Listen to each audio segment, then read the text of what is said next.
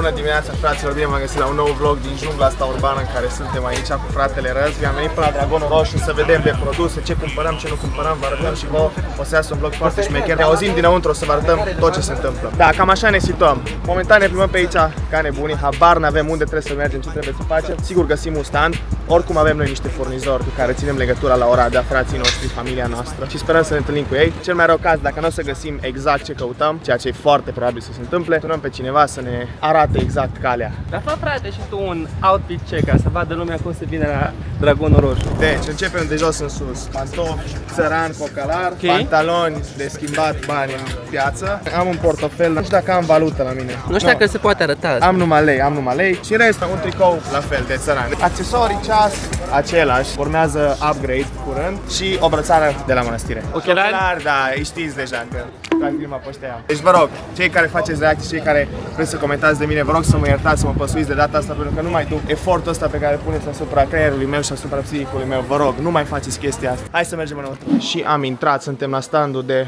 haine, văd că, dar poate măcar facem de un outfit. Haine, blugi. Fac o mică paranteză la vlog. Ați văzut că în ultimul timp foarte multă lume a fost panicată din cauza mai multor factori, certitudine politică, o grămadă de situații și au început cu texte de genul: vai, nu mai merge e-commerce, nu știu ce o să mă fac, o să crească taxele. E bine, trebuie să știți foarte bine că ăsta e momentul în care voi trebuie să fiți super calmi, să munciți mai mult, pentru că 100% o să iasă. Tot timpul trebuie să vă mișcați împotriva curentului. Dacă toți sunt panicați, voi trebuie să fiți calmi și invers. Am o mare precizare de făcut. Dacă mai aud vreodată pe cineva că e greu e-commerce-ul, eu mor. Ce mi se pare greu e să vii aici, în mirosul ăsta, în halele astea, să stai câte 8 ore pe zi. Și uite, oamenii ăștia nu se plâng, frate. Vin și din altă țară, fac chestii noi. Voi deja, dacă testați un produs și nu a mers, gata, nu merge, mă pun să fac altceva. Aveți o problemă foarte mare de disciplină și de mindset și trebuie un pic să vă reorientați, să vă gândiți care sunt prioritățile, ce e mai important.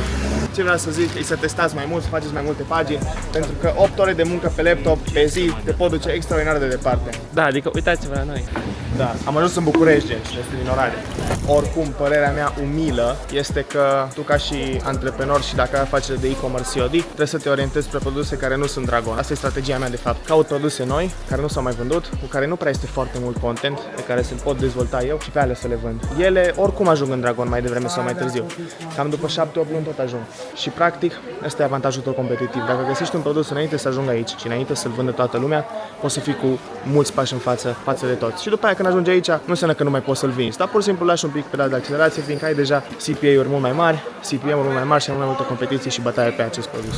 Uite, aici avem un mare produs cu care se fac bani mulți rău, aspiratorul, tati. Deci eu dacă îl văd pe TikTok și pe Facebook, mor de râs. Dacă vreți să vă apucați de chestia asta, vă rog frumos, nu mai vindeți aspiratorul, deci deja jigniți piața. Nu se mai poate, nu mai face vânzări. Ăsta e un produs super saturat. Deja îl are tot Dragon, îl are toată România. Și normal că nu merge e-commerce-ul dacă încep cu aspiratorul, frate. Uitați, avem aici un produs care s-a mai vândut în România. Am câteva cunoștințe care l-au vândut. Are neridicare vreo 30%. Nu e rău, e o cameră care se pune sus pe perete, nu știu ce. Practic poți să-l ai pe unghiul ăsta de siguranță. Trebuie să vezi tot timpul dacă îți intră cineva în casă prostii din asta, știți voi marketing. Hai să încercăm să facem o negociere live. Hello, română? Da. La ce preț ai asta? 80 de lei. de lei. Sigur? Da. Foarte mult. Și dacă vrem să luăm mai multe? 80 în grup, 80 angro? Da, asta e cu 2 camere. 40. Iau 200 azi. 400. E cu 2 camere? Da, cu 2 camere. Asta e mai șmecher un pic. Da. 50. Deci nu, bun. Sănătate atunci. Bun, fraților, deci pe negociere. Foarte prost, de-aia facem online. Da, că altfel lucram, vă dați seama, eram și noi agenți imobiliari, din asta eram. Nu a fost pentru noi, am fost cu TikTok-ul, cu Facebook-ul, cu astea. Sunt ceva produse, pe toate le știu. Deci eu am liste de la furnizori pe Excel, deci nu se pune problema. Oricum, ideea e, dacă vrei să faci un bani și consider că știi cât de cât marketing și știi să faci o pagină de produs care convertește, chiar poți să vii aici să faci niște bani. E un produs, îl vinzi cu mult mai scump și chiar se pot face bani. Nu e metoda mea preferată, fiindcă practic te bați cu mulți, dar asta nu înseamnă că nu poți să aduci tu un unghi nou sau că nu poți să faci tu o pagină mult mai bună, fiindcă asta e toată chestia de fapt în e-com. Practic totul e un rinse and repeat. Oricum tu ce faci e să iei de la altul să îmbunătățești. Toată lumea e conștientă de chestia asta. Bine, mai să zici care fură, știm, da. Toată lumea știe, dar nu despre vreunul astăzi. Ideea e că tu mereu poți să îmbunătățești ceva. Uite, exemplu clar, produsul ăsta aici costă 18 lei. Știu eu furnizor care l-aduce cu vreo 6-7 lei. Așa că nu poți să zici neapărat că faci un deal. Tot timpul poți să cauți mai bine și dacă ai oameni bine puși, dacă îți faci așa o cultă masonică de-a ta, poți să obții prețuri mult mai bune. Am venit și la lumea copiilor.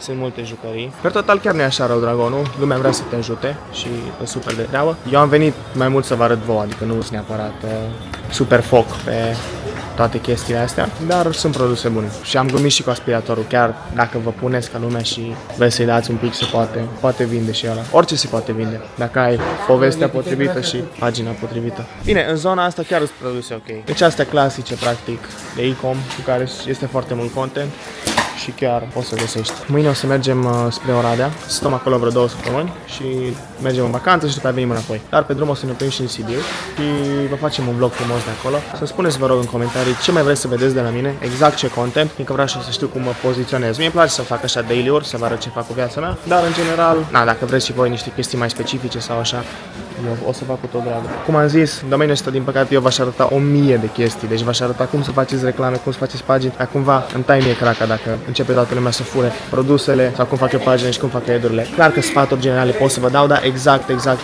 nu pot. Ia frate, bag o negociere. Dar ce preț este? How much? 25 și angro 500 bucăți. Che poche, claro. 500. 500. 500. Care ar fi? Mă puteți ajuta cu niște prețuri? La asta, de exemplu. Ce preț este? 120. Deci dacă vrem numai un produs, nu tot magazinul. Fraților, uitați-vă o idee de produs. E destul de comun, dar e practic un extractor din ăsta de puncte negre, coșuri. E un produs de beauty, dar poți să dai pe foarte multe unghiuri, pe insecuritățile femeilor și s-ar putea vinde. Nu știu cât costă, în general oricum sunt prețurile foarte mari aici, dar să zicem că nu e cu vreo 20 și vins cu 100 lejer, pentru că chiar are perceived value mare, pare că face multe chestii, are 4 capuri și poți să dai pe foarte multe unghiuri. Deci, dați-vă taie, nu aveți absolut nicio scuză. Și produsul ăsta s-a mai vândut destul de bine, tot așa camere. Practic, sunt niște subiecte mari pe care trebuie să le atingeți când vă căutați un produs. Siguranța oamenilor, îmbunătățirea aspectului, îmbunătățirea calității vieții, fericirea familiei. Știi, cumva trebuie să te legi de light motivele astea și să pușezi pe ele. Sunt mai multe. Fraților, un mic update și cu cripto. Știți că v-am zis acum vreo 2 vloguri că am cumpărat, că nu știu ce. Uitați-vă care e situația. Deci am $11.500, au crescut cu vreo $1.500 pe profit. Ideea e că eu am luat ca un prost it chiar când a zis Eric Trump să cumpărăm la 3.400 și au picat. Inteligență mare. Atunci, oricum, eu nu mă pricep, nu știu cripto absolut deloc. Nu-mi place să vorbesc despre subiectele pe care nu le cunosc, dar oricum, cel mai mare scam mi se pare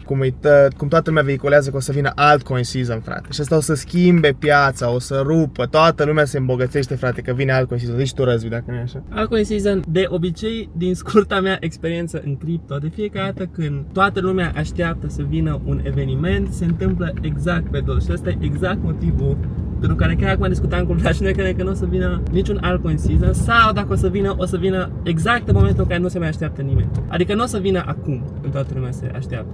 Da, nu. Deci, ca să repetăm ideea, noi habar n-avem nimica despre cripto, dar asta mi se pare efectiv Un principiu de bază în da, viață. efectiv, un minim de cunoștință pe care trebuie să-l ai. Dacă toată lumea merge într-o direcție, direcția aia foarte posibil să fie greșită. Deci, fraților, sper că v-a plăcut vlogul ăsta. Ca idee, puteți să dați o fugă, mai ales dacă sunteți în zona asta, București, Galați, în apropiere. Dacă sunteți la 3-4 ore distanță, chiar merită. Dacă vreți să faceți bani, stați un pic, vă luați o zi, vă uitați peste tot, negociați cât mai bine. Și dacă efectiv veniți numai să le vedeți, ca să faceți o idee ce înseamnă un winner și după aia le luați din altă parte. Scrieți pe grupuri sau le luați chiar efectiv din China. Merită și se poate. În 2025, dacă ai un laptop, o conexiune la internet și ești destul de dispus să muncești, chiar poți să faci bani. Nu vreau să vorbesc în clișee, ăsta e adevărul. Vă mulțumesc tare mult și ne vedem la vlogul următor. Pa!